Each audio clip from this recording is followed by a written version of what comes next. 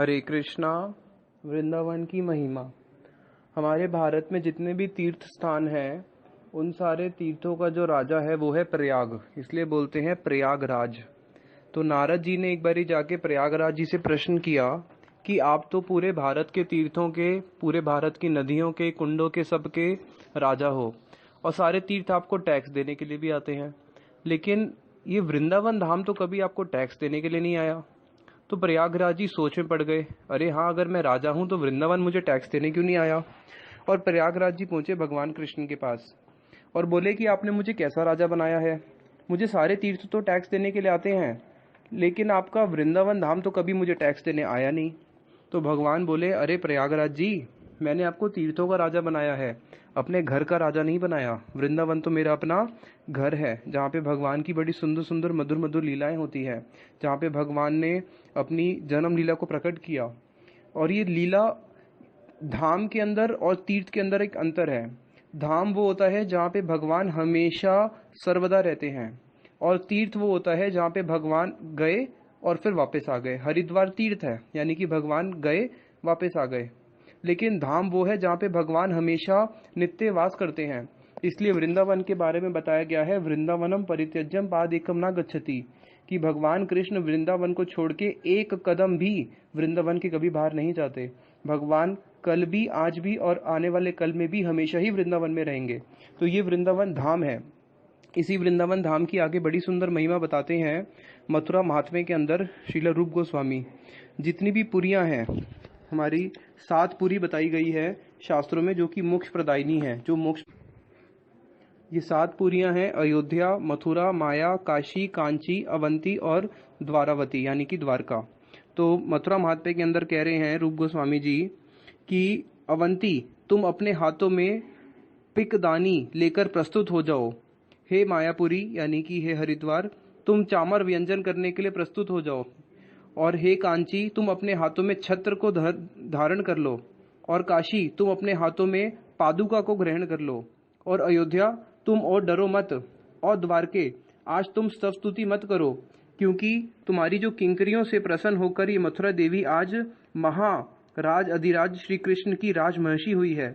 यानी कि मथुरा देवी आसन पे बैठी हुई हैं और बाकी की जो 6 पुरियां हैं वो सब उनकी सेवा कर रही हैं। कोई उनकी स्तुति गा रहा है, तो कोई अपने हाथ में चरण पादुका लेके, कोई अपने हाथ में छत्र को लेके, कोई चामर को लेके उनकी सेवा कर रहा है। तो मथुरा धाम एक ऐसा धाम है जिसके अंदर सारे के सारे तीर्थों का निवास स्थान है। और विशेष रूप से ये जो चतुर्मस्या का समय आता है, ये चतुर्मस्या आती है शयन एकादशी से शुरू होती है। शयन एकादशी का अर्थ होता है, यानी कि भगवान विष्णु शयन में चले गए, और उसके बाद उत्थान एकादशी, यानी कि भगवान 4 महीने के बाद अपने शयन को विश्राम देते हैं और उत्थान एकादशी में भगवान उठ जाते हैं। तो ये जो चतुर्मस्या का समय होता है, बताया गया है कि इस चतुर्मस्या के अंदर भगवान के शयन काल में पृथ्वी के सारे तीर्थ, समुद्र, सरोवर सब मथुरा में आके निवास करते हैं। यहाँ तक कि जितने देवी देवता हैं वो भी अपने देवलोक को छोड़ के भगवान की कृपा प्राप्त करने के लिए इस वृंदावन और मथुरा धाम में आते हैं और यहाँ पे भगवान की कृपा लाभ के लिए यहाँ पे भजन करते हैं। तो ये वृंदावन धाम के अंदर हमारे और अन्य अन्य पुराणों में, स्कंद पुराण, पद्म पुराण में बड़ा सुंदर वर्णन है। स्कंद पुराण में बताया गया है, त्रिशद वर्ष सहस्राणी त्रिशद वर्ष शतानी च यत फलम भारत वर्षे तत् फलम मथुरा स्मरणम, कि जो फल भारत वर्ष के किसी अन्य भाग में लाखों वर्ष तक वास करने से प्राप्त होगा, वही फल मथुरा नगरी के एक बार स्मरण मात्र से हो जाएगा। यानी कि मान लीजिए आप प्रयागराज में जाके, हरिद्वार में जाके, अयोध्या में जाके, वहां पे अगर आप लाखों वर्ष वास करते हैं, वो फल केवल मथुरा मात्र के स्मरण मात्र से हो जाता है। और मथुरा, अगर कोई व्यक्ति सोचता है कि अरे मैं मथुरा तो गया, लेकिन मथुरा जाने के बाद क्या होगा, मुझे तो और भी तीर्थों में जाना चाहिए, मैं भारत के अन्य तीर्थों में भी दर्शन करूं, तो बताया वो व्यक्ति महामूर्ख है। क्योंकि मथुरा में आने से उसको सारे तीर्थों का फल तो वैसे ही मिल गया, कोटि गुना करके, कोटि गुना फल। हमारे मथुरा धाम के अंदर, इस पूरे 84 कोस ब्रज के अंदर मानसी गंगा है, जो भगवान ने अपने मन से प्रकट करी। इसी ब्रज धाम के अंदर हमारे बद्रीनाथ हैं, केदारनाथ हैं, जितने भी तीर्थ हैं सब के सब इस मथुरा के अंदर वास करते हैं। इसको एक बड़े सुंदर कीर्तन में गाते हैं, तीरथ सुधा के पग पग पे प्रयाग जहाँ, केशव के केल कुंज कोटि कोटि काशी है। यमुना में जगन्नाथ, रेणुका में रामेश्वर, तरु तरु में बसत जहाँ अयोध्या निवासी है। गोपिन के द्वार द्वार द्वार पे है हरिद्वार, बद्री केदारनाथ बसे दास दासी है। स्वर्ग अपवर्ग व्यथा लेकर करेगा क्या, जानते नहीं हम वृंदावनवासी हैं। कह रहे हैं तीरथ के सुता के पग पग में प्रयाग जहाँ, यहाँ के हर पग पग में प्रयाग वास करता है। केशव के कुंज में, वृंदावन में बड़े सुंदर सुंदर कुंज हैं, उन कुंजों के अंदर कोटि कोटि काशी है। भगवान के एक कुंज में कोटि कोटि काशी का फल मिल जाता है। यमुना में जगन्नाथ, यहाँ की यमुना को स्पर्श करो तो जगन्नाथ का फल मिल गया यात्रा का। रेणुका में रामेश्वर, ब्रज में आप जैसे ही प्रवेश करोगे उसकी रेणु आपको स्पर्श करी, रेणु स्पर्श मात्र से आपको रामेश्वर जाने का फल मिल गया। तरु तरु में बसत जहाँ अयोध्या निवासी है, यहाँ के जितने भी तरु हैं यानी कि यहाँ के जितने भी वृक्ष हैं उसमें अयोध्या के निवासी हैं, उनके वो सब अयोध्या वासी हैं। तो यहाँ के वृक्ष के दर्शन करने से आपको अयोध्या का फल मिल गया।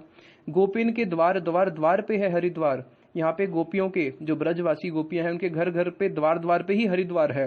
बद्री केदारनाथ बसे दास दासी हैं, और बद्रीनाथ और केदारनाथ तो यहाँ पे दास और दासी की तरह विराजमान करते हैं।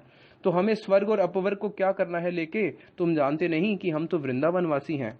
मुक्ति कहे मुकुंद से मेरी मुक्ति कैसे होए, मुक्ति देवी मुकुंद से पूछती है मेरी मुक्ति कैसे होगी। मुकुंद क्या कहते हैं, ब्रज रज लगा माथे पे मुक्ति की मुक्ति होए, ब्रज रज को माथे पे लगाने से मुक्ति की भी मुक्ति हो जाती है।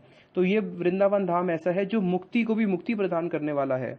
एक जीव ने अनंत कोटि चाहे अपराध करे हों, वृंदावन धाम में आने से उसके अनंत कोटि अपराध जो हैं सारे के सारे क्षय हो जाते हैं, खत्म हो जाते हैं। अरे यहाँ तक तो पद्म पुराण में ये तक बोल दिया, ना दृष्टवो मथुरा येन दिदृक्षवा यस्य जायते यत्र तत्र गतस्य यस्य माथुरे जन्म जायते, कि एक व्यक्ति ने संकल्प किया कि मैं मथुरा में दर्शन करने के लिए जाऊंगा, लेकिन बेचारा इससे पहले कि मथुरा जा पाता रास्ते में ही उसकी मृत्यु हो गई। या रास्ते में छोड़ो, अभी घर से शुरू भी नहीं किया था, सिर्फ इच्छा थी कि मथुरा जाऊंगा और उस इच्छा को पूरा नहीं कर पाया, मृत्यु हो गई। तो उस व्यक्ति को भी क्या होता है, उस व्यक्ति को भी अगले जन्म में मथुरा में वास मिल जाता है और उसको भगवान की प्राप्ति हो जाती है। दिनम एकम निवासेन हरो भक्ति प्रजायते, वायु पुराण में बताया गया है कि एक दिन मथुरा में वास करने से हरि भक्ति प्रजायते, हरि भक्ति का लाभ होता है, उस व्यक्ति को हरि भक्ति मिल जाती है। तो मथुरा का तो इतना इतना महात्म्य हमारे शास्त्रों में बताया गया है। उसके बाद जो हमारे पितृ लोग हैं, कई लोग बोलते हैं हमारे पितृ लोग हमसे नाराज हैं, हमें पितृ ऋण उतारना है। अगर कोई व्यक्ति वृंदावन में आता है, मथुरा में आता है, यहाँ की परिक्रमा करता है, तो उसकी पितृ लोग से उनका उद्धार हो जाता है और वो दोनों हाथ ऊपर करके नाचना शुरू करते हैं कि आज हमारे कुल में कोई एक जीव मथुरा वृंदावन की परिक्रमा करके आया जिससे हमारा उद्धार हो गया। तो वृंदावन जो है परम सिद्धि देने वाला है। आप देखिए ध्रुव महाराज, उनकी सिद्धि कहाँ पे हुई, मथुरा में। सप्त ऋषि, जिसके अंदर गौतम ऋषि हैं, हमारे विश्वामित्र ऋषि हैं, ये जितने भी सप्त ऋषि हैं इन सब की सिद्धि भी मथुरा में हुई। चित्रकेतु महाराज, अम्बरीश महाराज, इनकी सिद्धि मथुरा में भजन करने से हुई। इंद्रदेव को स्वर्गलोक की प्राप्ति कहाँ से हुई, मथुरा में भजन करने से। सूर्यदेव को विवस्वन मनु का कहाँ से मिला, इसी मथुरा धाम में भजन करने से। कुबेर धन के राजा कैसे बने, इसी मथुरा देवी की कृपा से बने।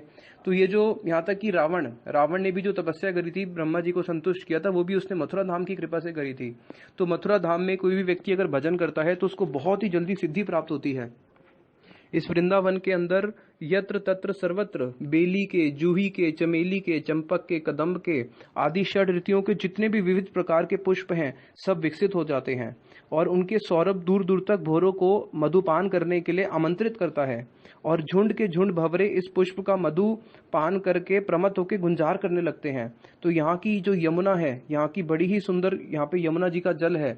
यमुना जी के जल में स्नान करने मात्र से एक जीव को मुक्ति मिल जाती है। मुक्ति तो बड़ी तुच्छ बात है, उसको प्रेम भक्ति प्राप्त हो जाती है भगवान श्री कृष्ण की। यहाँ इस वृंदावन धाम की जो भूमि है वो चिंतामणि है। यहाँ पे जो एक एक गाय हैं बताया सब सुरभि गाय हैं। यहाँ के जो वृक्ष हैं, यहाँ के वृक्ष कोई आम वृक्ष नहीं है। यहाँ के जितने भी वृक्ष हैं वो सब के सब साधु हैं, महापुरुष हैं जो कि यहाँ पे भजन कर रहे हैं। तो इस वृंदावन धाम को जिसने दर्शन नहीं किया, शास्त्र बोलते हैं उसका तो जन्म ही व्यर्थ है और उसकी तो आंखें ही व्यर्थ है। तो हम अपना मनुष्य जीवन सफल करें, इस वृंदावन धाम में आए जहाँ पे साक्षात भगवान श्री कृष्ण हरि की सुंदर सुंदर मधुर मधुर लीलाएं हुई हैं, और इस वृंदावन धाम में आके उस रज को अपने मस्तक में लगा के अपने जीवन को कृतार्थ करें। हरे कृष्णा। तो अगर आप वृंदावन आना चाहें या अन्यथा हमारे व्हाट्सएप ग्रुप को ज्वाइन करना चाहें तो आप हमारा नंबर लिख सकते हैं 8923598431। हमारा मठ है यहीं पे वृंदावन में, सेवा कुंज गली में, श्री रूप सनातन गौड़िया मठ। एवं हमारी वेबसाइट है www.purebhakti.com।